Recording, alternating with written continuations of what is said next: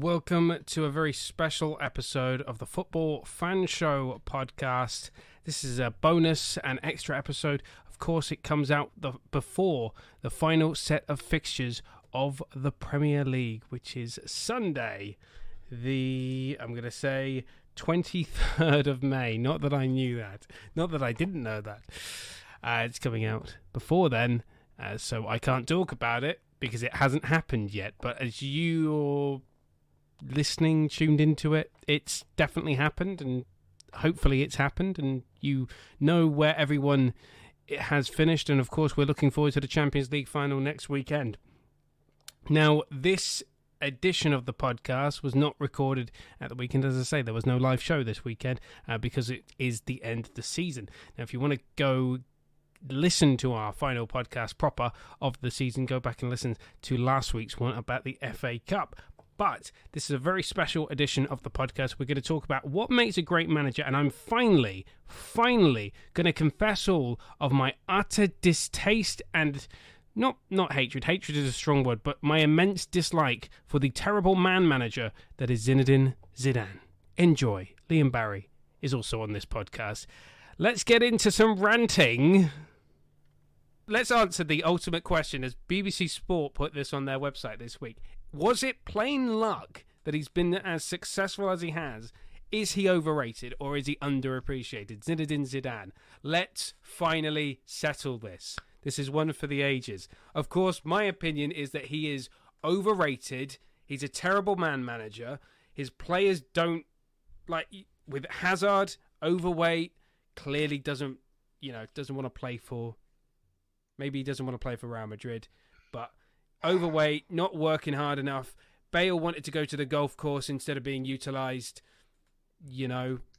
That's because Zidane had decided he was pushing him out. I think that it's probably more of a, when he has a team of, when he's got a group of players that are, of the right age, the right physical condition, everything, he can do good stuff for himself. And they had a very, very good Real Madrid side when he took over, but he took them on to do some amazing things in the Champions League.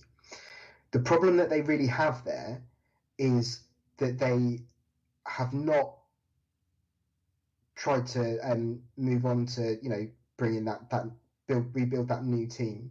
He's not managed to incorporate Isco and bring on Asensio and all of that, and instead what he's done is that he is just squeezing every single drop he can get out of Toni Kroos, Luka Modric, Ramos, Benzema. and Benzema, and Marcelo. I mean, he's still there. Yeah, we're talking about Zidane here, but the story of that tie is that Marcelo was available in the squad for selection, because it was thought before that he wouldn't be able to play because he was on polling station duty in the Madrid elections, and he did it, and then he flew out on a private jet the next day. Apparently some old lady took over from him so he could fly out separately and not be sort of too late and everything. But with Zidane, I think he's clearly the flaw that he's got there, and also, I don't know, I suppose because of the financial situation at Real Madrid, you don't really know kind of what the limitations are. But €2 billion in debt. He's not evolved that squad, and he's just. I mean, Luka Modric should not still be like one of your first choice midfielders running around in the middle of the park, because you should have a younger player in there and you be able to use those players more sparingly.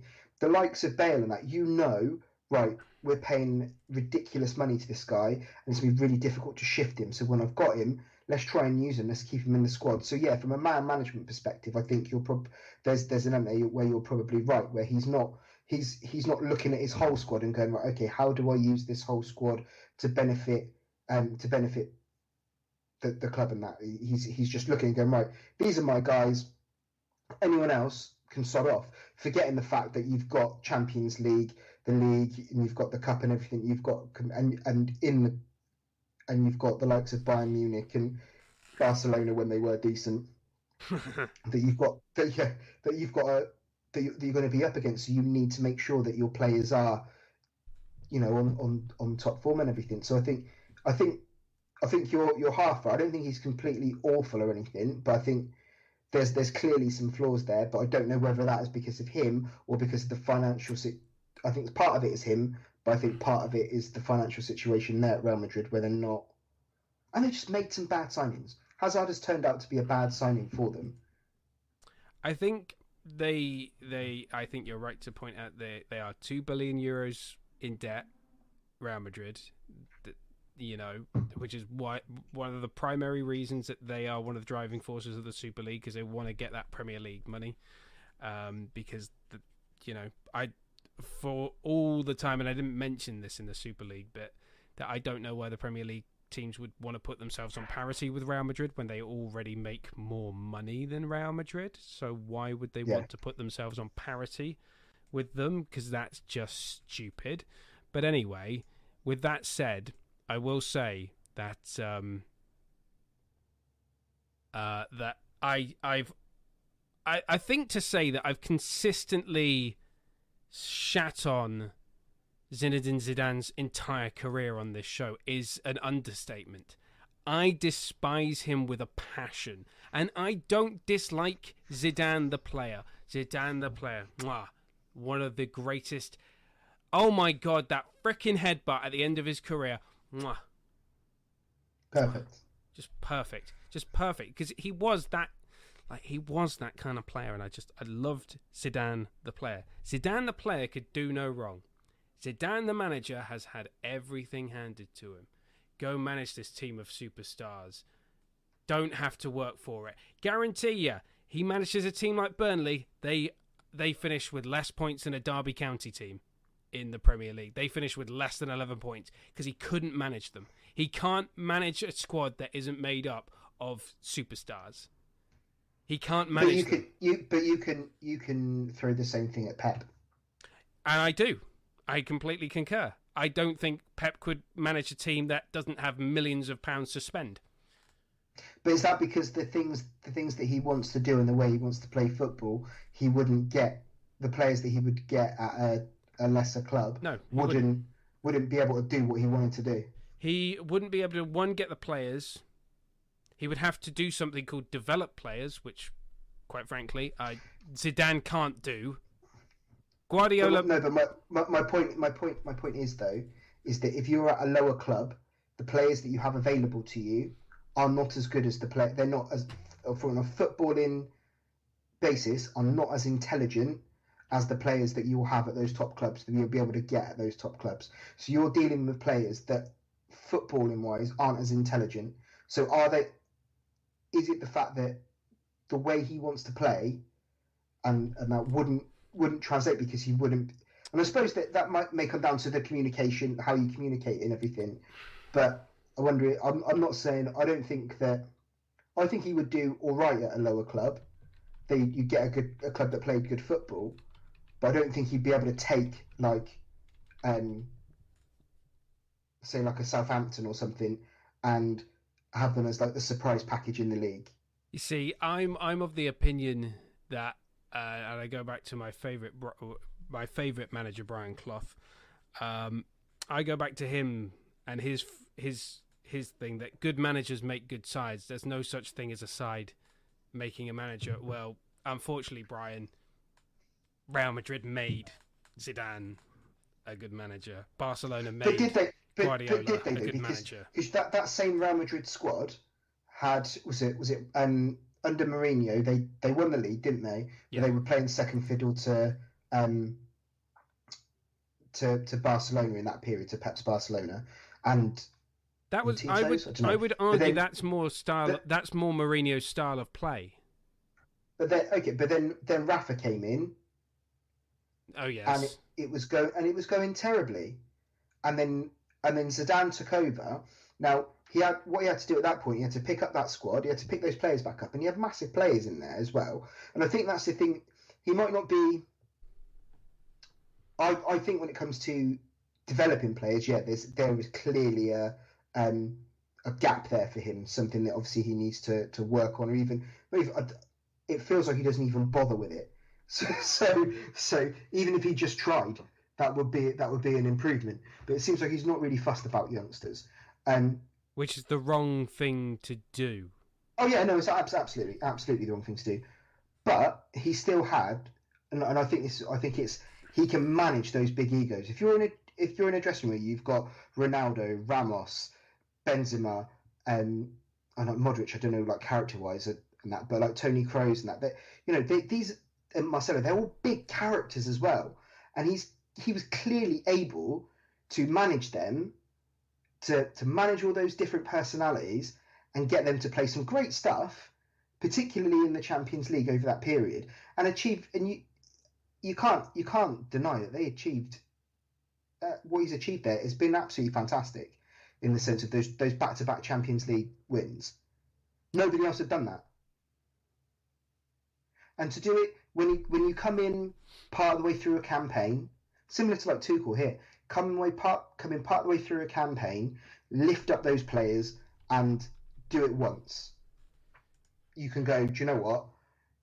Well, Di Matteo did it. Yeah, I was thinking Di Matteo. They had a lovely old time, lovely old cup run and everything. Great, and more power to them for doing it. But to come back and then do it again the next season, he's got to have been doing something right. And I think it's that he's left. And for me, I think it's that he's let that team, because he went away, didn't he? And has come back after a short period of time. 2 years or a year and a half to 2 years away. And things have stagnated, and he's come back and tried to do what he did before. But he can't because the players are older. That bit older. Yeah, they're that bit older. You haven't got Ronaldo anymore. Yeah, you got rid of him. He's gone to Juventus. You don't utilise Bale. You have him on a golf course because you have some sort of personal gripe against him for whatever reason, which I find I would not. I think that's unprofessional on his part, but not Bale's part. No, it is, mate. If it's I think because, he just looks at it and goes, Bale's run hiding his ball patch, and he's like. He's just. Like, I mean, that is something to hate. Embrace it like I did. Just embrace it like I did, and just show that crown off. Be proud. If that's what it is, then yeah, absolutely unprofessional. But there may be just a massive clash there, or he just doesn't fancy him because he's seen. Maybe he doesn't. Maybe he's not a great trainer. I don't know. There are some crap trainers that are still great players. You know. Yeah, but some players.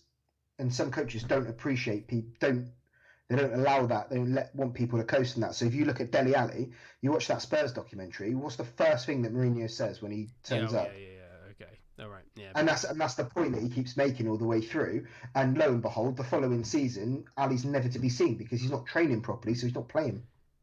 But I think there's also another side to that on the Ali front is that Mourinho picked his scapegoat and went, well, it's his fault. Because it was Luke Shaw at Manchester United. He does everything, and I find that really interesting as well because I think like with Luke Shaw, he was coming back from a really awful injury, and he clearly had a near career-ending injury for Luke Shaw as well. Yeah, and that clearly affected his confidence as well, and I think to be fair, it probably will take you a little bit of time. Hang on, do I want to be going into challenges and stuff?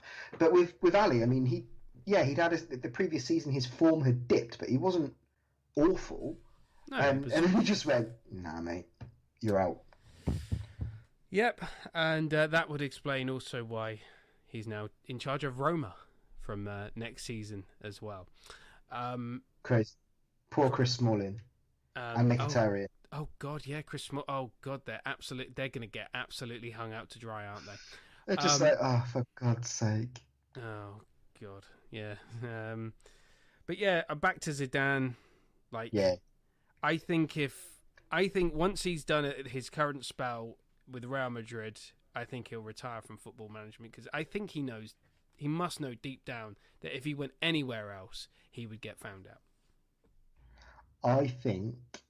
Unless he went to Bayern Munich, of course. No, I think before he has a go, before he does pack maybe it the in, French national team. He'll have a go at Juventus. No, he'll have a go at Juventus. Yeah, but even they've been found out this season by... Inter, and only because Pirlo just messed it up big time, didn't he? He's messed up. Yeah, he's true. Yeah, Pirlo. I think he changed too many things there, but maybe it's my mind. I can't change my mindset of great players not being great managers. Like, that to me is illogical. Great players. I've always had this firm belief that great players do not make great managers. Like Klopp, not a great player, fantastic manager. Arsene Wenger, not a great player, fantastic manager. Sir Alex Ferguson, not a great player, fantastic manager.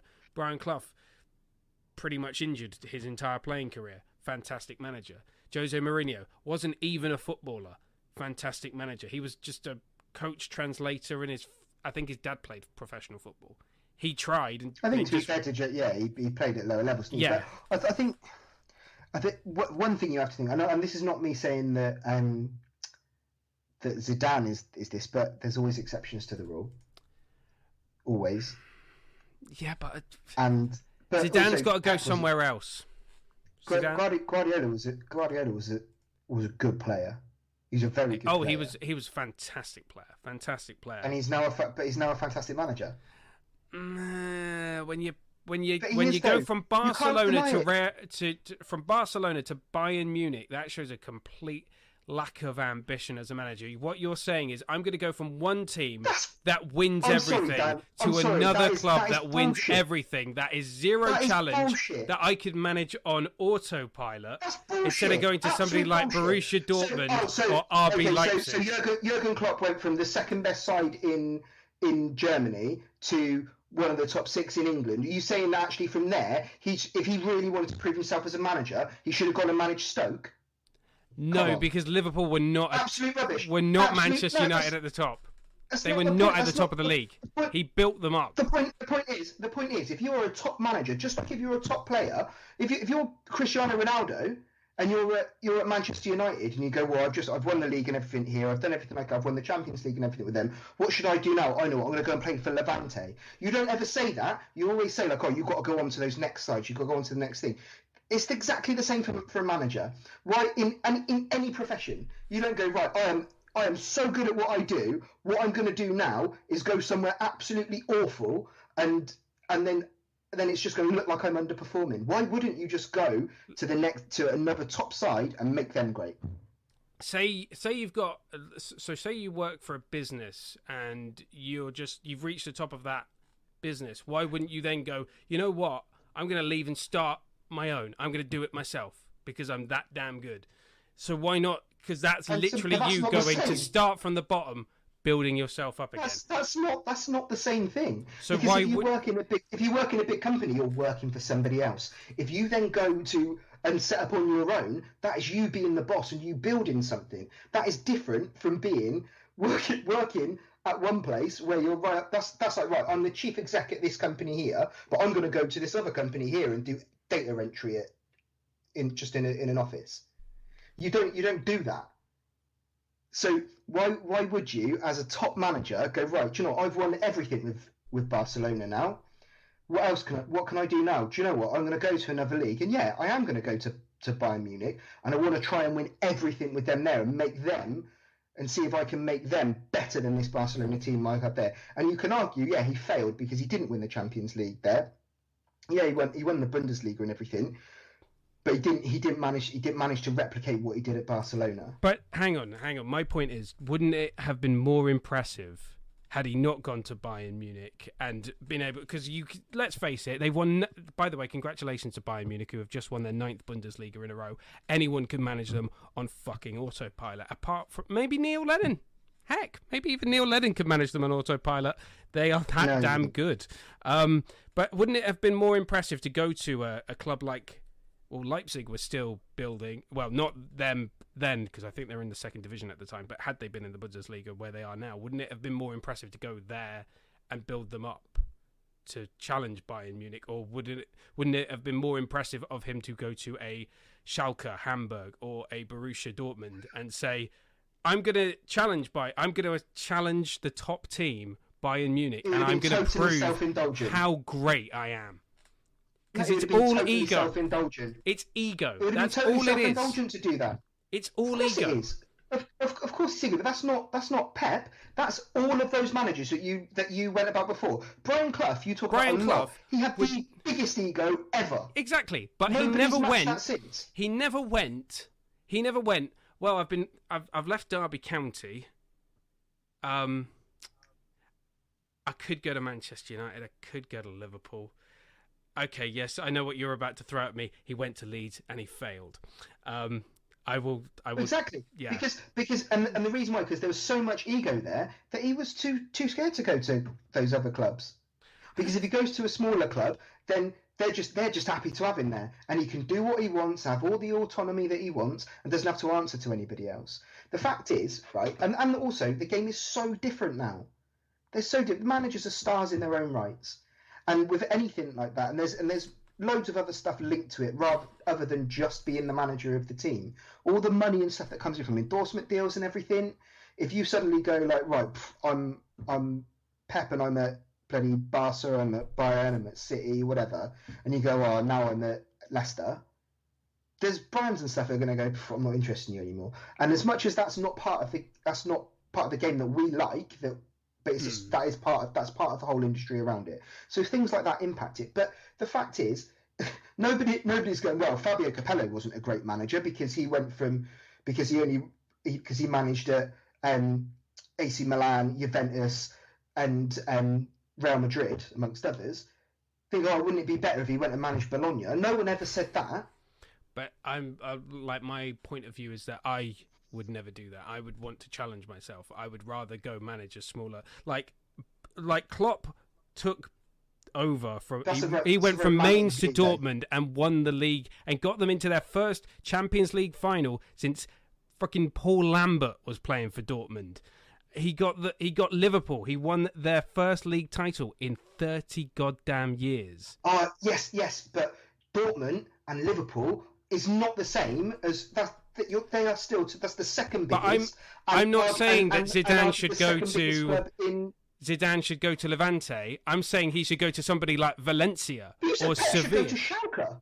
You said Pep should have gone to Schalke. No, back then when they were a good team. Schalke are shite now, but But they weren't amazing. Then. Oh no, they weren't amazing. But no, that's if he's an amazing world-class manager, then he should be able to make that team amazing. He should be able to win the Bundesliga. Let's imagine it as it is now. He should be able to win the Bundesliga with Borussia Dortmund or RB Leipzig. He should be able to. If he's such the world-class manager, the greatest manager that ever freaking lived, and he walks on gold and sun shines out of his arsehole, then he should easily. He's a great manager. He could win like that. You can't deny he's a great manager, Dan. He absolutely is, and he's got the trophies to prove it. And and it's not just the fact that he's got the trophies; it's the football that his sides have played. Go work with a limited budget. Don't have hundreds of millions of pounds. Work for a club owned by an Arabic state, and then go work for Tottenham. Go work for Tottenham. Go work for Tottenham and turn them into a top 4 side. Go work for Tottenham and then start winning trophies. They've got good players there, and I can guarantee you, if he went there, he would win something with them. Then that's what would prove to me that he's a great manager. First season, win the Premier League. That's ridiculous. That's a ridiculous thing to say. Because Tottenham aren't a trophy-winning team. They're going to lose their best striker. They're going to lose their best player. If you go to a team as a top manager, if you go to a team and you don't win the league in the first season, then you're not a top manager. Apparently, he's a bullshit. He's a world-class manager. I don't think he is. I think he's a very good manager. I don't think he's world-class. Okay, who's a world-class manager now? Just Klopp. Klopp, who took the second best team in I'm Germany, trying to think who is a world-class manager.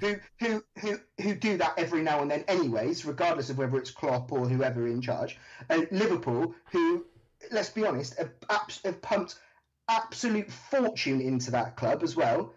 FSG have, especially since Klopp's been there, dropping 40 million on Oxlade-Chamberlain in the final year of his contract. All the players that they bought there, they've spent a lot of money. So let's not, was it 75 million on Van Dijk, 50, 60 million on, what's his face, the keeper? They've spent a hell of a lot of money there. Klopp has spent a lot of money. So there's no way you can turn around and just go, well, Klopp's gone there and he's just done this out of thin air because he's that good a manager. Absolute bullshit. They've spent a lot of money there. A lot of money.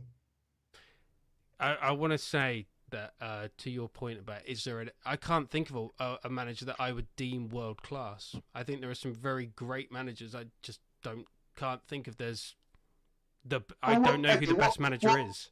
What qualifies as a world-class manager then? I mean, that's up for debate, isn't it? Whether it's trophies. To me, it's how you win. To me, it's how you win. What is the stature of club you manage? So a world-class manager takes Nottingham Forest. Fantastic football and blow everybody away, and you have put that imprint on that side. They weren't playing that way before. You have come in and you have given them a way of playing that just sweeps everyone aside, and everyone's in awe going, Jesus, this is incredible football. That doesn't make you a world-class manager. Because anybody could do that with good players. A world-class manager takes a second division club from the Midlands and turn them into two-time European champions. Mate, you live in the past. A world-class manager. I can tell you now. If there was a Brian Clough now, exactly the same as that, came into a club, someone exactly the same as him, went into a club. And in the second division, they would not make them two-time European champions. Oh, no. It just wouldn't happen. No, in the modern day, he wouldn't, because his managerial technique in terms of his player management wouldn't work. So my point is, that being the standard of being a European that, to me, is manager, the greatest manager of all time. But that means nobody can ever live up to that now, because that will not happen. The way that football is structured, the money that is in the game, means that will not happen unless that manager happens to be they come in and then another Qataris come in, or someone comes in and pumps so much money in and doesn't get rid of that lower league manager at the first sign of the first moment to get in a bigger name. And that is so unlikely to ever happen. Maybe I just harken back to that era, but it's a romantic notion you got, Dan. I'm not saying that it wouldn't be nice if that happened. It would be amazing. It's just improbable.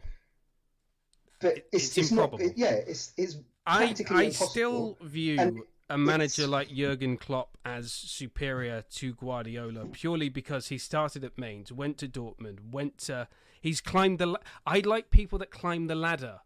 I don't like people that are like, okay, Pep, you've managed the Barcelona B team in the Segunda Division. Here you go. Here's the main team with Lionel Messi, Ronaldinho, and all those players. Go win us some trophies. Oh, here you go, Zidane. Here's Cristiano Ronaldo. Surgery on that because he had to get rid of Deco, Ronaldinho.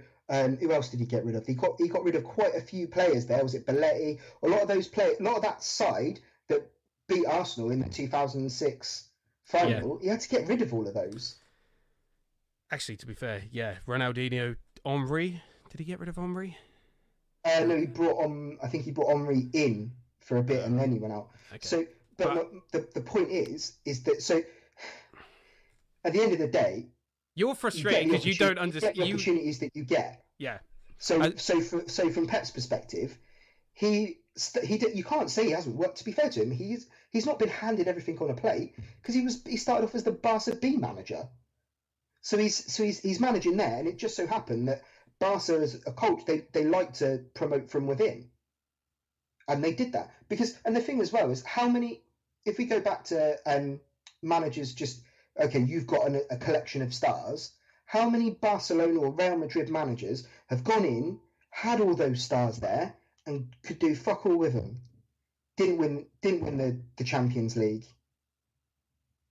Think Rijkaard went in and everyone went, oh, Jesus, he's got him playing some really good football here. But then it just stopped and just fell off a cliff. And then he's not been able to do anything else anywhere since. He went and managed like 2 other places and now he's nothing.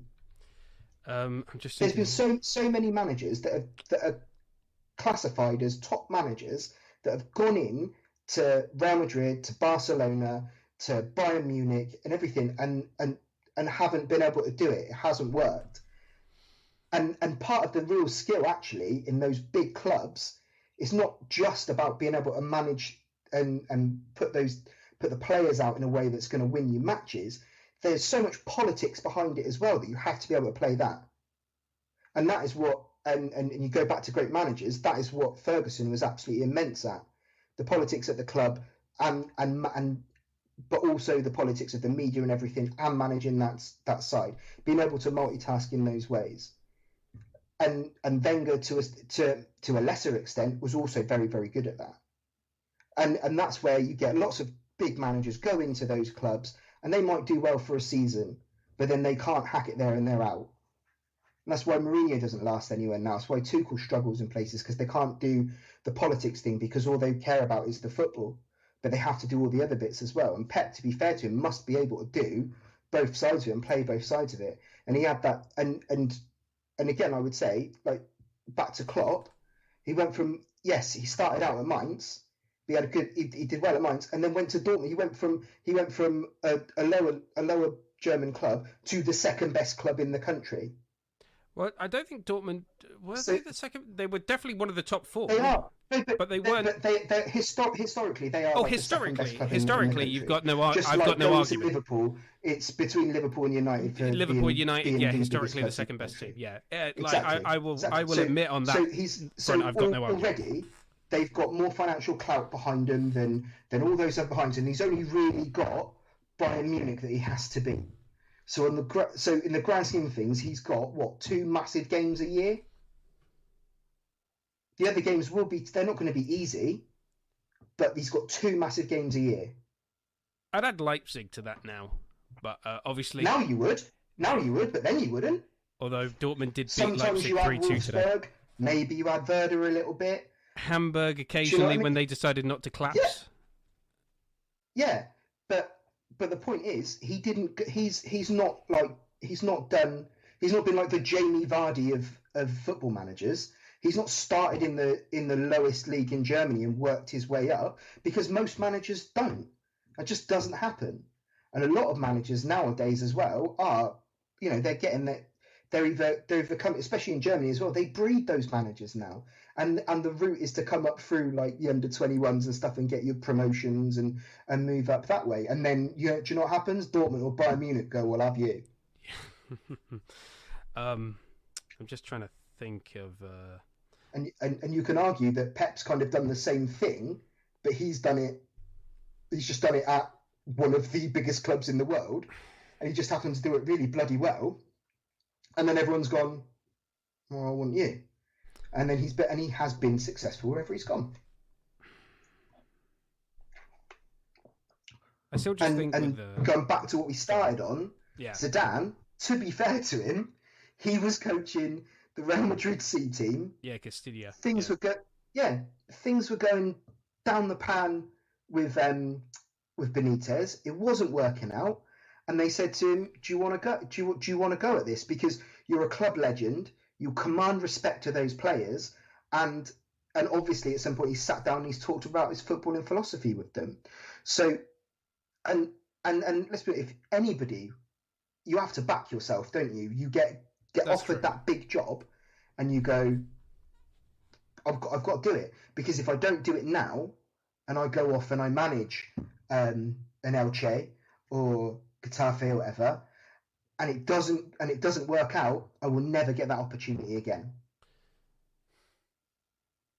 So then you take that chance, and do you know what? You're really fortunate that you've got a team that's got Ronaldo, that's got Benzema, that's got Gareth Bale, that's got Toni Kroos and Luka Modric and some amazing players in there, but you've still got to get a tune out of them. Because the reason why the guy that was there before you got sacked was because he had all that collection of amazing players and he couldn't get a tune out of them. Is Zidane the best manager in the world? Probably not, no. But there's still a chance at the end of this season that he wins La Liga and got to a Champions League semi-final. Do bad managers get to the Champions League semi-final and still win La Liga with a side that is aging and creaking? And Atletico have absolutely opened the door for them and Barcelona, who are also in a similar situation to Real Madrid. But would a bad manager still be able to squeeze those last bits of performance out of those players to get them across the line? Because at this point, Sevilla are having a lovely old time. They're doing really well. Yeah, but they're fourth. Still not. Yeah, they're fourth. They're 7 points off top, though. Yeah. So they're not in the race. No, they're not quite, are they? No. But he still managed to keep them there. I still So like so. I don't expect you to change your mind based on what I say, mate. I'm just No. But this is good because it's got it's got the wheels in motion. Like I love it. It just feels to me that you've got to earn it. You've got to earn your stripes. It's like in karate, you don't just get given a black belt. You've got to earn. You've got to earn it. And I just feel that managers that have managed the lesser clubs or clubs that have been up there but are on the downward trend, like Atleti, 10 years Diego Simeone's been there. He got them to a Champions League final. He's won the league. Probably is going to win it again. I just view that as a better achievement because it's Atleti. It's not Real and Barcelona. It's a fantastic achievement. But when you're at a club like Real Madrid, the thing that you have that no one else in that league, other than Barcelona, then the Barcelona manager will be able to relate to, is the unbelievable pressure that is on you. And on everything you do, every substitution you make, every tactical tweak you make, every training drill you do, literally everything is under the microscope for him. Less so with Simeone, yeah. And also as well because of what he's achieved and he's helped Atletico kind of become greater than the sum of their parts over the last 10 years, is that he's afforded more a bit of grace on things. So last season, when things weren't going great for Atletico, they had a massive transitional season. They lost some really key players in that side, and they brought in a lot of new players and everything as well, who needed to gel, needed to bed in, get into the Simeone way of playing and everything, and they were trying to be more expansive as well. Like, he was afforded that grace, and this season's come around, and I said at the beginning of the season, because they'd had that year, this year should be a year for them to challenge, because Real Madrid were kind of in a bit disarray really at the start of the season. Barcelona the same. They've taken a long time to get going, and to be fair to them, both they're still there, but Athletic should have put this one to bed a while ago, but they haven't been able to. But Simeone was afforded such grace last season because of all the things that he'd done in the past for them and that. And I mean, and to be honest, I don't know what Simeone's history is as a manager, but where did he manage before? I think his first job was Atleti. I'll double check that, but I'm sure. So if that was the case, right? He's been handed, as a former player of the club, potentially his first role is the third biggest club in Spain. Oh, sorry, no, he managed Racing Club, Estudiantes, River Plate, Racing Club again before taking over at Atleti in 2011. So he has managed a few clubs. But that's back in Argentina, right? Yeah. So they took a punt. Without wanting to be disrespectful to Argentinian football, that's not the same as managing the third biggest club in Spain. No, they took a punt on him. And also as well, since if you look at they've been very shrewd with strikers and all those and some of their transfers and stuff over the period that he's been in that. But remember, they bought Falcao for an immense amount of money from Porto, which was mad at the time, wasn't it? But they spent a fortune on him. Do you know what I mean? So they still have money. So it's not like he's not like Sean Dyche at Burnley. Oh no. He has had money. Who's spent like $7 million on the player, and that's the club record or whatever. Do you know what I mean? It's not. One thing I will just add is that when did they move stadium? Because he was manager when they moved from the Mestalla to their current, the Wanda Metropolitano. And, that was about 4 years ago, I think, wasn't it? He was still able to keep them into the top four in La Liga. Like, they were still like Arsene Wenger at Arsenal during the transition of Highbury to the Emirates. Now that is impressive. I don't see Zidane and Guardiola being able to do that. Like, I just don't see them being able to do that kind of thing, which makes, for me, Arsene and Diego just that slightly slightly bit, but it's whatever you judge it on. It's whatever you. There's no right or wrong answer. It's just what you feel. I feel like you're being a bit harsh on them because you can't. I want them to earn their stripes, and they haven't earned it. It just feels to me that they've been handed it. They've been handed it. So here's a Champions League. But you're not handed a Champions League though, because the Champions League until Zidane won back to back with Real Madrid, nobody had done it. And that's when you've got Bayern Munich at their absolute peak. They didn't do it. Chelsea didn't do it. Manchester United didn't do it. Juventus hadn't done it. Nobody had done that in the Champions League era. And I think the last people to do back-to-back probably were Real Madrid when it was the European Cup, when it was at Forest. So they won 2015, 2016, 17, 18. So they won 3 in a row, didn't they? And which is insane.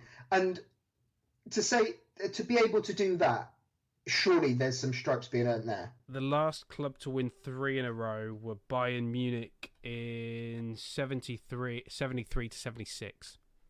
So when it was the European Cup, which you could say arguably is kind. I don't know. That's more of I'm belittling that as an achievement, but it's because it's a straight knockout competition. Yeah. It's not a lesser achievement, but it's a very different competition. Let's compare the caliber of teams that they face. So Real Madrid beat Atleti, Juventus, and Liverpool.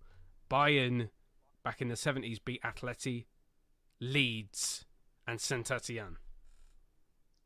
But at those times, they were big clubs. I mean, and obviously Liverpool are still a big club. Leeds are a big club that has fallen off its perch for a long time. But and Saint-Étienne are now obviously one of the sort of lesser teams. They're kind of mid-table, yeah. Yeah, but in the 70s and that they were a big club in France. Yeah. My mind's made up on this. Go to Lyon and win it against PSG, or win the French league with Lyon or Marseille. Go manage Marseille. They're a freaking mess of a club. Win the league title with them. It's wrong to many people. Is Lionel Messi the best player in the world? No, because Ronaldo's done it in the Premier League, La Liga, and Serie A. Okay, all right. So Ronaldo has done it in those leagues. Okay, but what sides has he done it with? Well, if I'm going right back to the start of his career, Sporting Club de Portugal, Sporting Lisbon in Portugal, Manchester United. Yeah. So one of the biggest clubs in Portugal. Biggest club the third biggest team in Portugal, biggest club in England, biggest club in Spain, biggest club in Italy. Yeah. Okay. So but he's still got things haven't gone right for Juventus this season. It's not just him. He's got to have good players around him as well. No, but it's not just Guardiola. Whereas Messi has just played. I know this is turning into a Messi debate now. He's just done it at Barca. Absolutely. He couldn't do it. The question will always remain: can he do it in a cold, rainy Tuesday night in Stoke? Probably not, because he'd get absolutely Don Revied. They'd be like, break his freaking ankle.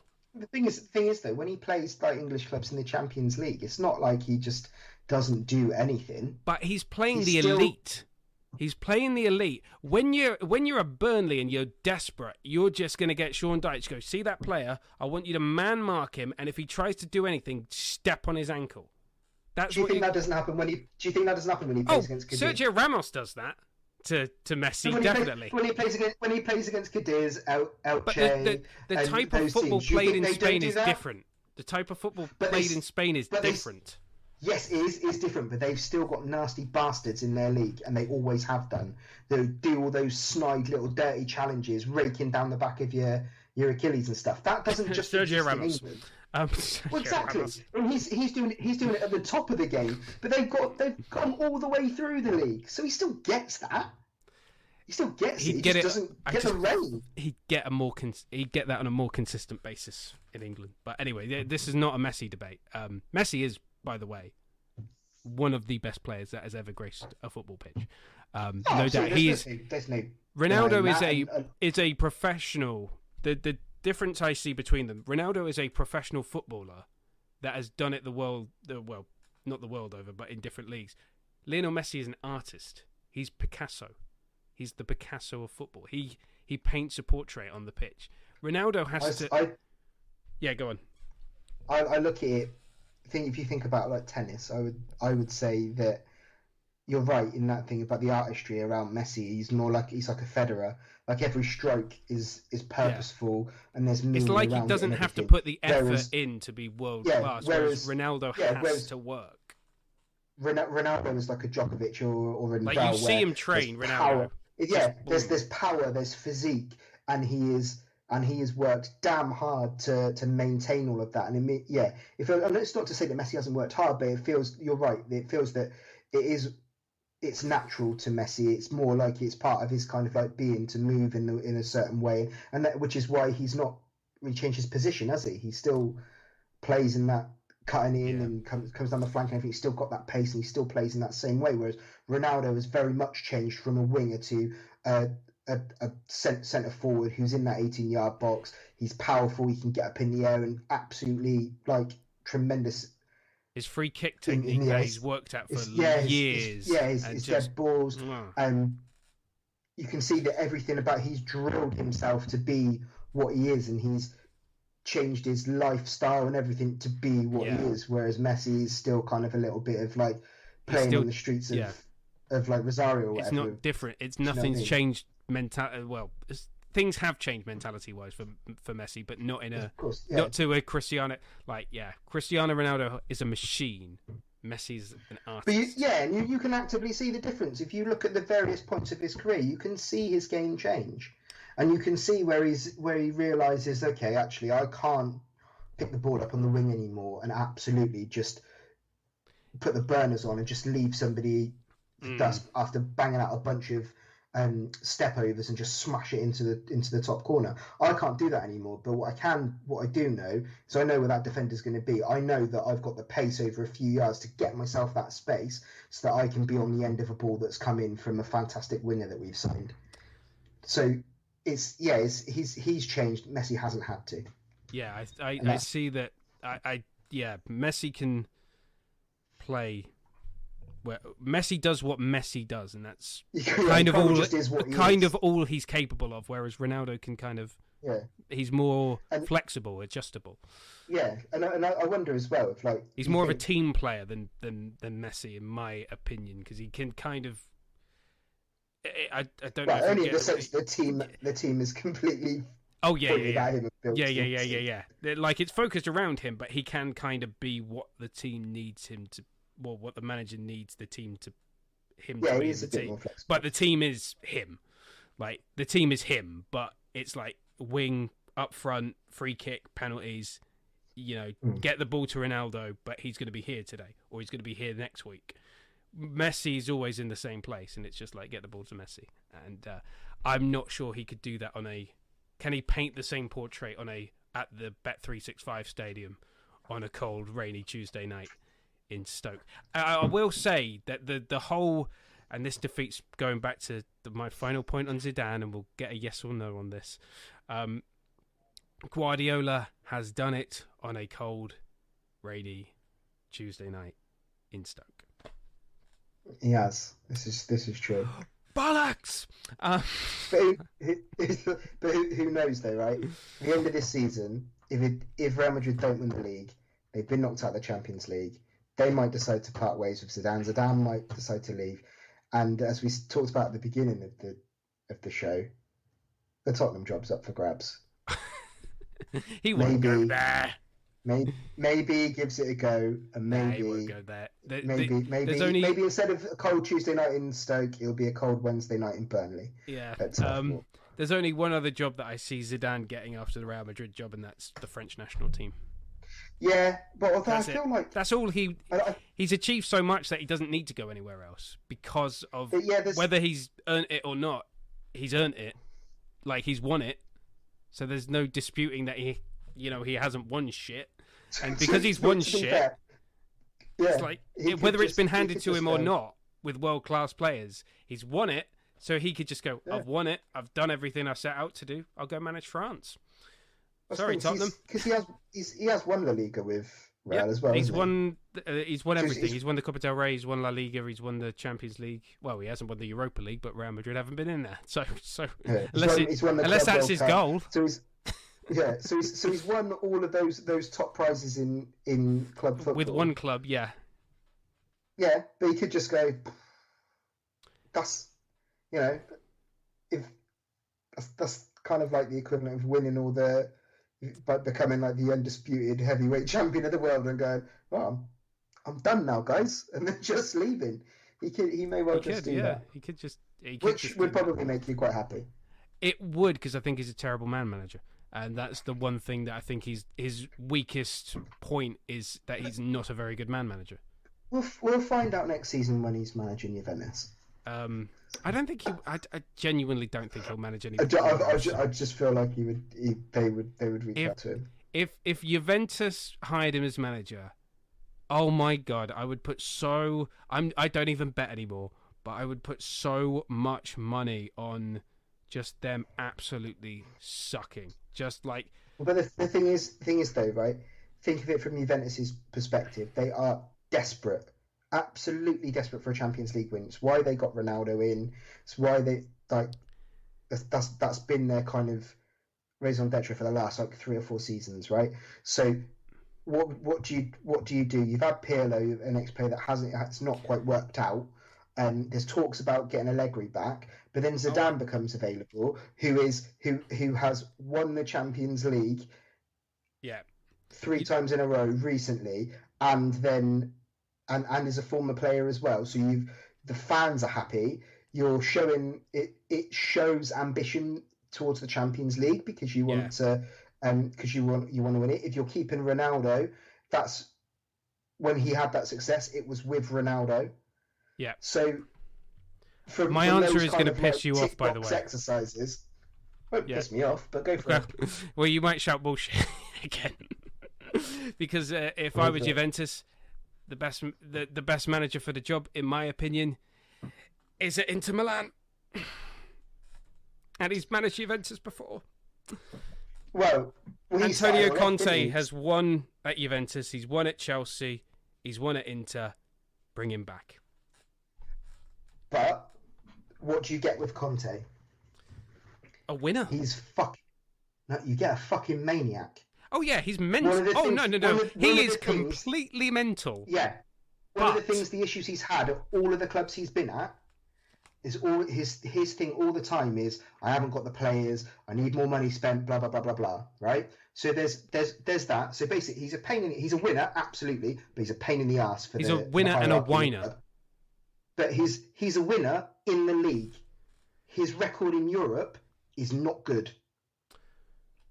But Juventus didn't win the league this year. And to be fair, you talk about his record in Europe. At Inter Milan, he reached the Europa League final last year. Okay, yes, they were shit in the Europa League final against Seville, but Inter Milan hadn't won a Serie A title for years. Okay, but they haven't done it because they brought through a load of homegrown players. They've gone out and he spent a lot of money. They've invested heavily to challenge, and they've absolutely because they've bought in a manager that they know can win trophies. Yeah. No matter what the situation. They've capitalised at a point where Juventus were weaker because they took a gamble on an unproven manager. Who, again, you can argue, he hasn't earned his stripes. He did 2 days in charge of the under-21s before getting the first team job. But in the Champions League, and that is the thing that Juventus are craving the most, he has not done it, and that's what they want. So but Zidane ain't going to do it. He just won't do it. He'd get found out. He needs Real Madrid. But that may well be the case. But on paper, you look at it and you go, he's won all those things that we've just said he's won with Real Madrid. And he's won the Champions League. And hang on a minute, we've got Ronaldo there as well. We want to win the Champions League. We get the manager that has won the Champions League most in recent history. That's how. And wait till they get knocked out of the group stage and finish third in the group. And hello Europa League. Oh, hello cold, rainy Tuesday night at Panathinaikos. Sorry, Thursday night. Thursday nights, Channel 5. But they wouldn't get knocked out of the group because they're Juventus. No. I'm exaggerating there, but they would get through the group, but maybe last 16 quarterfinal they're out. They're dispatched with because they're just Zidane's. And by the way, like I've had a go at Guardiola. Guardiola is 10 times the manager that Zinedine Zidane is. I just view Jurgen Klopp as 10 times the manager Pep Guardiola is. And I view Diego Simeone as to a similar level as Guardiola. What I would say is that Klopp only has one plan. Mm. He only has one way of playing. That is true. Nothing really changes, and the team stagnates. That's what happened at Dortmund. He was there for 7 years, and it took him a while to build it up. And they had a couple of years where they got to the Champions League final, they won the Bundesliga, and then what happened? It tailed off because he didn't have anything new to tell them. He couldn't refresh things up, and he didn't have a new message to say, right, guys, we're going to try something different here. The difference is Guardiola is always trying different stuff. He was pissing around with fullbacks and making them midfielders, or trying or false nines and doing things that nobody else is doing. Klopp has got one thing. And when it works, it's amazing, but it doesn't last forever. And what we haven't really seen as well with Klopp is can he then go take that team and do the transition and keep that team competitive through the transition. And what will be interesting to that point is what happens at Liverpool over the summer, considering how poor their season has been, and to see that team do. I guess to finish this point, because we're running out of time and we haven't even covered the Champions League final or the Europa League final properly. Let me just say that it might not be an achievement. It's maybe a respect thing. I respect managers that take Bournemouth from League Two to the Premier League, like Eddie Howe, more than I respect Pep Guardiola. That's managed the biggest clubs in the world, and heck, but Eddie Howe couldn't do what Pep Guardiola's done. I don't know. Well, not at City. No. He couldn't. But maybe he could take a top team down on their luck, like a Tottenham or an Arsenal, and get them firing. I don't think he could. He hasn't got the mentality, mate. Pep is a maniac. If you look at all those the top managers now, they're all fucking mental. Klopp's got this media persona when things are going well, where he is a lovely, smiley, funny guy. He turns into angry. They lose, he's an absolute asshole. Yeah. Pep Guardiola is a maniac. He's a football genius maniac, is what he is. Zidane, you can tell. You just look at it. I'm not being funny, but you don't headbutt somebody off the ball. Yeah, just mental, completely mental. Do you know what I mean? Like, it's offensive what he said, but most people go, mate, that's absolutely bang out of order. He's absolutely laid him out in a World Cup final. Antonio Conte going back to him mental, just crazy. Conte, even the Leeds manager, they call him El Loco. So it's and like Conte, one of the things is, and I was saying this to my mates the other day. This is one of the best descriptions I've heard about him is his words assault you. And there's to some, who was it? I was listening to, on another football podcast the other day, and I think it was Nicky Bandini was saying there was like I can't remember which player it was, but it was a top player at Juventus, I think, and they said something, and Conte said, "Every time you open your mouth, you disappoint me." Now that is something you do not want to hear from your manager or your father. He's mad, and that's where Eddie Howe. He's a nice man. He's too mild. He's your mild-mannered Englishman. Which, by the way, he plays love. If you ever see and I've said this before on this show, if you compare the Sky Sports Monday Night Football where Eddie Howe is on, and the Sky Sports Monday Night Football where Mauricio Pochettino is on, Poch used it as a job advert to sell his services. Eddie Howe was like, well, we did this wrong, we did that wrong. We could have done things differently. I'm just really happy to. I'm dazzled by the lights, and Jamie Carragher's sat in front of me, and there's I can't remember the presenter's name. I know his first name's Dave. So, yeah, there's Dave from Sky Sport. There's that guy that's not Richard Keys. Yeah. It was just banter.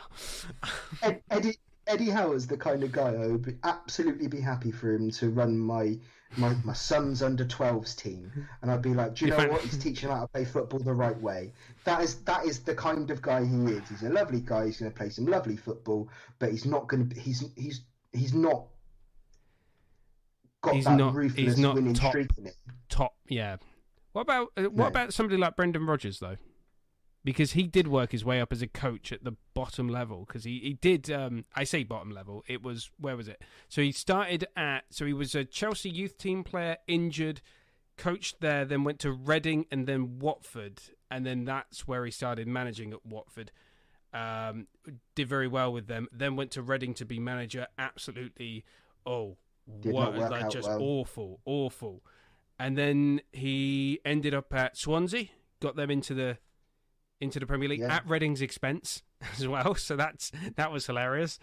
And then from there, he was given the ultimate, one of the top jobs in the world, Liverpool. And if it hadn't been for slipping on his fucking ass and giving it to Demba Ba, they probably would have won the Premier League. But then that ended, and he had to go rebuild himself at Celtic, and now he's at Leicester, and he's turning down the Tottenham job because he's like, Leicester are above you. And we're above Tottenham, so why would I take a step down for Tottenham? And it might be the big quote unquote bigger club, but I just feel that Rodgers, he has got the ego and everything that he's somebody I'd like to see win a lot of trophies to prove my point. He's earning it. Yeah, well, he's won. He's won things in Scotland, and you can argue, you go to Celtic, you're going to win the league. Yeah. Apart from that's Pep at Bayern. That's Pep at Bayern as well. Brendan Rodgers at Celtic. So that kind of unless you're Neil Lennon. I think it's easier than that. Maybe.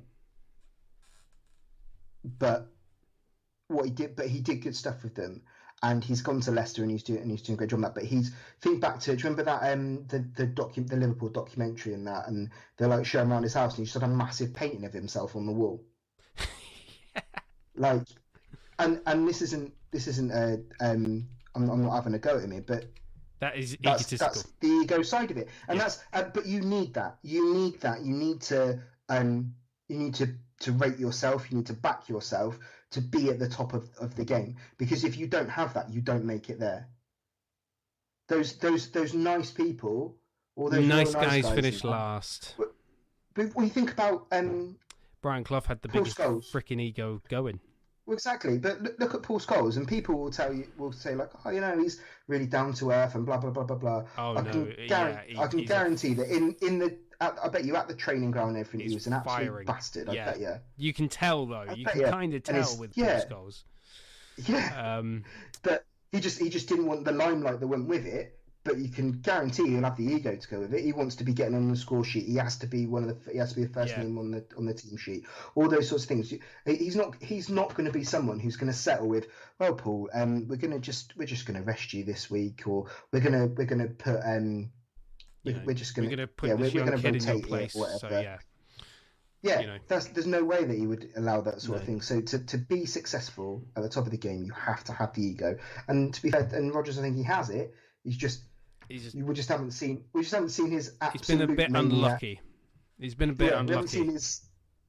But you're right in the sense that he has done more of a kind of working his way up. But you could argue when he took that Swansea job, because he took it after Roberto Martinez left. Yes, and went to Wigan. And he was another manager who kind of earned his stripes and went all the way up as a manager to win the FA Cup with Wigan. Yes, they got relegated. But the thing as well is that, like we said before, you take the chances that you take the chances that are offered to you at the time, and if you are a player whose career was curtailed by injury or played largely in the lower leagues in Spain and England, you're not going to be offered a top job as your first job, but you might be offered the Morecambe Town job because they go, hang on, he was a really decent player in this league. Let's give him you can work that opportunity. your way up. So but it's all relative, isn't it? Yeah, yeah. So and that's the difference. I think that's what I mean when I say climb the ladder, or there's a pyramid of things, and I feel just you've got to earn it. And certain managers, although I will say that like Guardiola and Zidane are in a different class to the likes of if you brought in an Henry or Vieira and tried to hand them everything, because I'm under no illusions that Guardiola and Zidane are a million times better as managers and coaches than the likes of Henry and Vieira will ever be. Okay, so Henry, I would agree with you, because I think Henry is one of those players who can't separate the fact that he is not a player anymore, and he expects that all the players to be able to do we've talked about yeah. Vieira, on the other hand, I don't know. I haven't really watched. He was a good coach at City when he was a coach there, and he did okay at New York City FC. But like when he went to Nice, he just did not do very. But well. he's got other things that work against him there. So if you look and you know, and this obviously a big in football news, but when you see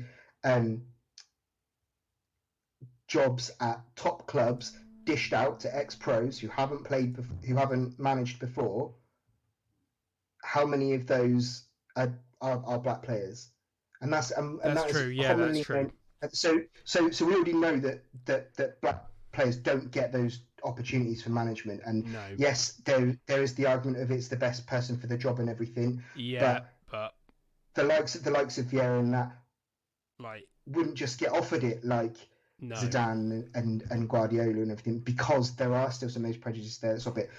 One of the exceptions to the rule there is Seedorf at AC Milan. Yes, he got offered the top job and failed, and that didn't work. It didn't work. But at that time, I think they were kind of just trying any ex-player. Yeah, because I think they had Pippo Inzaghi for a bit, and you know they tried a few different things, and I think afterwards they had Gattuso, didn't they? Yes. So you know they were just trying to make something work because Berlusconi was having too many bunga parties, and he just sold up to someone. I think it was American. Yeah. Oh no, sorry, it was a Chinese billionaire that took a load of loans out from an American investment bank, couldn't afford to pay them back, and the American investment bank took control of AC Milan. Yeah. So those, but the likes of managers like Vieira, Chris Powell, if you think about him, that you know, Paul Ince, they have Paul Ince, you know, they do have to work their way up. Sol Campbell's one of the best defenders in the Premier League era, but his first job as a manager was like Morecambe. It was Morecambe, wasn't it? No, Macclesfield. Yeah. So he's right down at the bottom of League Two, whereas Frank Lampard, who was one of the best Derby midfielders County. in the Premier, his first job was in the second division. A really solid Championship club at that time. Not anymore. No, and that's. But yeah, no, I know the point you're making. But yeah, I'm not trying to say that that Lampard didn't. They're exactly the same level of. I think we've seen. I don't see anything, but it's a thing. It's a thing. Yeah. No, it is definitely a thing. But I do also think that we've seen with Sol Campbell, who I also dislike immensely, more based on his politics because he's a Tory twat. That I just do not rate him as a manager, and I don't think he deserves another job in football because he's just proven himself to be utterly terrible. Whereas you have a manager like Chris Powell. Actually, no, Darren Moore's a better example. He's at Sheffield Wednesday. He's just been relegated. By the way, he couldn't save them. He came in far too late. But he was sacked by West Brom when they were going for promotion, to which the only explanation I could have to his sacking was, well, he's black. That's the only explanation I have to his... Like, West Brom were the club that signed black players. They were one of the first clubs... And then they have a brilliant black manager in Darren Moore, and they get rid of him. And then his next job is at Doncaster Rovers. No offence, Donny. Darren Moore's too good for that job. He should be managing a club the size of Sheffield Wednesday. Obviously, he should be managing them in the Championship, but, you know, shit happens. But then, and he may well be in the season after next. But yeah. I guess the thing is with that, and I know this wasn't on the run in order to kind of get into it. No, and we stuff, got but, into it though. The clubs will be saying things like watch, and it might be with Darren Moore that it wasn't about race. It was about getting a bigger name manager. Maybe but he was I don't doing know. a good job. But That's why I was perplexed. Exactly. But it happened with when he was at Newcastle, Chris Hughton happened exactly with Chris and Hughton. they got rid of him for a bigger name. Damn fine manager. I say bigger name was Pardew, wasn't it? I mean, yeah. Bigger name manager. Who at the time was a bigger name. To be fair, he'd taken West Ham to the. I think that was Chris Hughton's first proper job in football management in the Championship with Newcastle. Yeah, exactly. But now he's managed like Brighton and Norwich, and he's had his shot in the Premier League, and he's taken them all up to the Premier League and everything. So he has earned that there. But okay, so his first job in football management, to be fair, being at Newcastle, that's a decent job to get. He's probably another person that kind of bucks that trend. There. But currently in Nottingham Forest, by the way. Yeah. Hopefully he'll get them back in the Premier League. That would be great. Yeah. But so I think it's slightly different if you compare like a Vieira to a Zidane because we don't know what would if they were given the same tools. If he's given the same tools, what would he be like? And I know a lot of people will say like that side that Pep had at Barca. Oh, anyone could have won the Champions League with them. But it's like, yes, if you've got all those things, that's like saying like, oh, you go into the garage and there's all the things to build an engine. That doesn't mean somebody that isn't an engineer can actually do it. Doesn't mean you're going to be able to do it. Yeah, it's not like an IKEA. With a manual and all the stuff, I still wouldn't be able to build a bloody engine that worked and that worked to a really, really high standard. Things would be loose and things wouldn't work. Pistons would be flying off or whatever. Just smoke. Yeah. So I think things like that, like it's really easy to just throw something like that out and go, well, anyone could do that with Barcelona. I don't because it's been proven that they can't. I'm just trying to thinking about Martin O'Neill is a name that came to mind as a manager that kind of because he started at Wickham as the manager and got them into the Football League, and then he went on to win the League Cup with Leicester. And then he went on to go manage Aston Villa and trying to get them into the champ. Although they did spend a lot of money, too much money it turns out. But you do have to. But that is a manager that worked his way into that position. Like he earned that opportunity.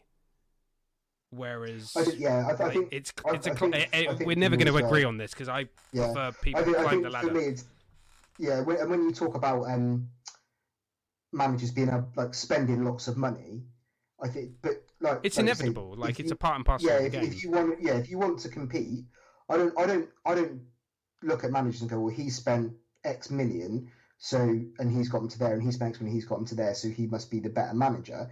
It's like you say, depending on the competitions you're going for, it depends on the purse that you've got. And I'm not being funny, but if you're playing on Football Manager and you've managed to turn Scunthorpe into Wealdstone from the National League to the Championship. Give me a call, Lee Power. I can do the same for Swindon.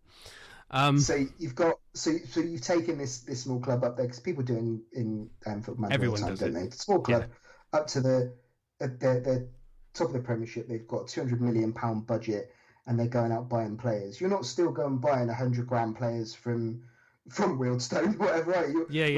From those logos. You're spending that. You're spending 50 million on a player. Yeah, you are. On a fullback. You'll do it. To be fair, on my Football Manager career, I took Wealdstone from the National League to the Championship, then left them for Nottingham Forest, got them into the Premier League, and the first signing I made was a £15 million striker from Wolves.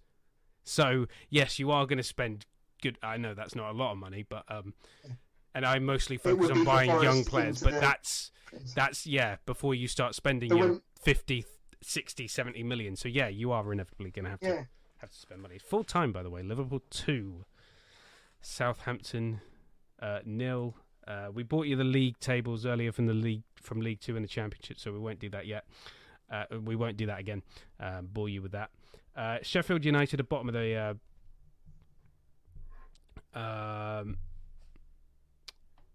Sheffield United at bottom of the Premier League. Sorry, I just got a comment saying, who is winning the Farmers League? What the fuck? I have no idea what that is. Are they talking about Ligue 1? Oh, maybe. I have no idea. That's really tight at the moment, isn't it? Was it one of 4? PSG could throw it away. I think Lyon are in there as well, aren't they? I thought Liga On was the Uber Eats league. Yeah. I thought it was the delivery drivers league. But yeah, so you've got what? You've got Lille top of the league. They're 4 points clear of PSG, Lille. But PSG have got a game in hand. Yeah, and then Lyon are third and Monaco are 73 of fourth. How the hell are Monaco? They have no supporters. Yeah, like they literally have. Family, yeah, but like 1% of that club is owned by the Royals. They don't have the money to be able to. The Monaco Royals are actually poorer than ours. They have less money than, and you think it's a principality and a tax haven, but they don't have that much money. They're owned by a Russian billionaire, though. But they have no fans. They never sell out their stadium. There's your answer. Yeah, there's your answer. No. But yeah, they have no supporters. It's but also they can attract players though because money. You know, tax haven. Well, money, tax haven, and Monaco's a bloody lovely place to live. Don't ever take those things out. That's why like Newcastle struggle to get players, because who wants to live in the northeast where it's rainy and cold all the time when you can go and live in Monaco. Not pay any tax and it just be beautiful all the time. Quickly, Kavinsky asks, how about the Champions League and Europa League? City versus Chelsea, all English final. I hope this takes place in Birmingham. It doesn't look like it's going to take. Well, I say I hope it takes place in Birmingham. It's either going to be Wembley or Villa Park.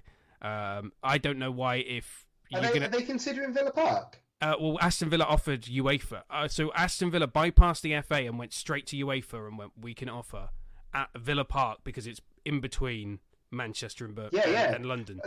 One train from London Euston and one train from Manchester Piccadilly. Yeah. You're at Birmingham New Street. That would be the sensible choice. But the FA are putting forward Wembley. Yeah, and that would be where it is. Because money.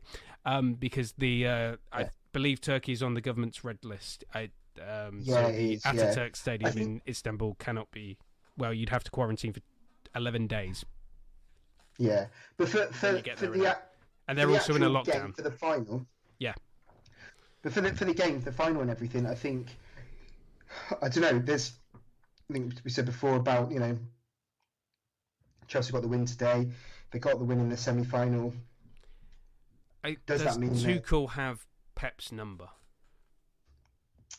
I think there's that, or is it just that now? They did kind of play a weaker team in the FA Cup.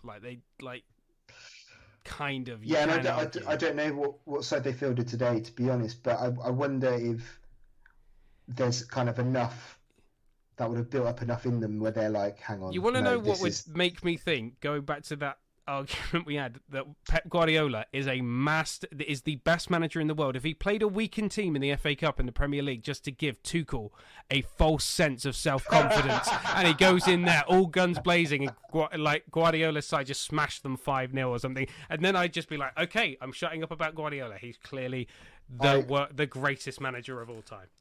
I think City for me. Pep's not won it for 10 years. He's got the right team though. He's got the right team. He's got a fantastic side for it, and I think they've got the mentality for that big game, and I think they've got to win it. Or will it be a PSG situation?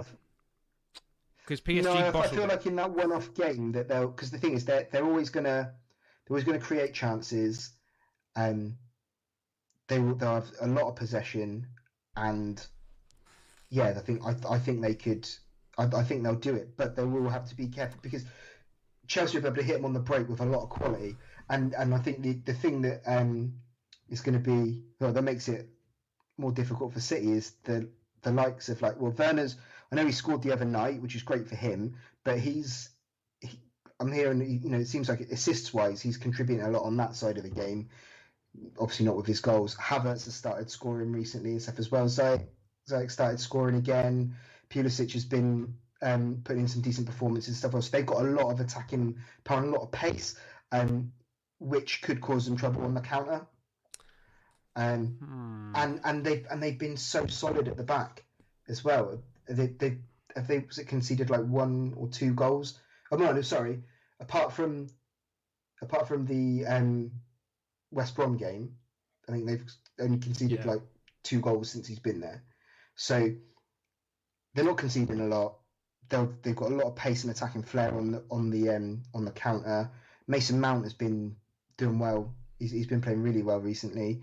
But I think this is kind of this is City's time. This is those downtrodden arbitrarily supported Manchester minnows are finally Liam Gallagher is going to be utterly unbearable. And I love Liam Gallagher. To be honest as well, I don't want Chelsea to win it again because the Chelsea fans I know will be unbearable. Yes. Well, I don't know City. I don't really know any City fans, so that's fine. They can all live in social media and it won't affect me. Yeah, but Chelsea I do know fans. Chelsea fans. And I they know. will be unbearable. I think Chelsea might pull a surprise. My head goes with City. I don't want Chelsea to win because they've won it before. I'd like City to win because they haven't won it before. Because I like that variation, but I also don't really want Pep to win the Champions League at City. I just want that to just remain. Prove you wrong. Yeah, yeah, because if Chelsea win it, I could just say, oh, well, Pep didn't win it. He can't be the greatest manager of all time. Then, well, that wasn't the argument, but the greatest manager at the moment. For me, I wouldn't. I wouldn't. He's not the greatest manager of all time, but the greatest manager of the moment, yeah.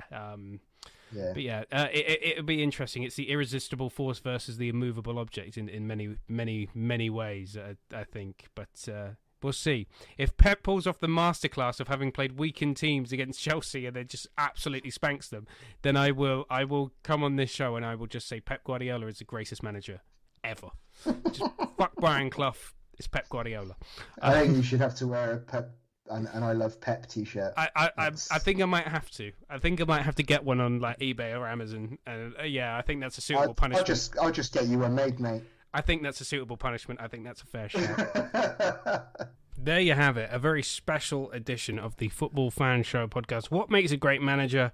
Why I don't think Zinedine Zidane is a great manager. Why I don't think Pep Guardiola is a great manager.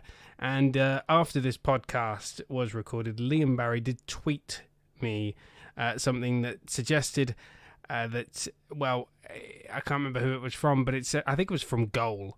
They said, is Pep Guardiola the greatest manager ever? And I responded with a gif of Brian Clough, and Brian Clough in a hair salon getting his hair done. And I just responded with the line, now, I wouldn't say Brian Clough is the greatest manager of all time, but he's in the top 1. And if you don't know where that quote is from, then you really need to educate yourself. We are back next week. Next weekend, we have a very special edition of the podcast. You can probably catch us on Twitch as well, where we're going to do our final live stream of the season, twitch.tv/The Football Fan Show. It is going to be our end of season awards. I tell you about the categories, but we haven't come up with them. We're going to have worst team of the year, best team of the year, best signing of the year, worst signing of the year, probably dick of the year as well. Let's face it, that's probably going to be won by me. Worst manager of the year, best manager of the year. John Sheridan's a shoo-in for worst manager of the year because I can nominate him twice because he managed 2 clubs. So that is that coming next week on the podcast. And of course, you can watch us on twitch.tv/The Football Fan Show next weekend as well. Facebook.com/The Football Fan Show. Tweet us at TFFS Live on Twitter. We run a lot of polls, so go check us out there. Go to our dedicated website, deadhead.media/The Football Fan Show. Search for us on YouTube. It's The Football Fan Show Live. And of course, check us out on TikTok at The Football Fan Show on TikTok, and on Instagram it's instagram.com/The the Football Fan Show Live, where you can catch your football news headlines in 60 seconds or less.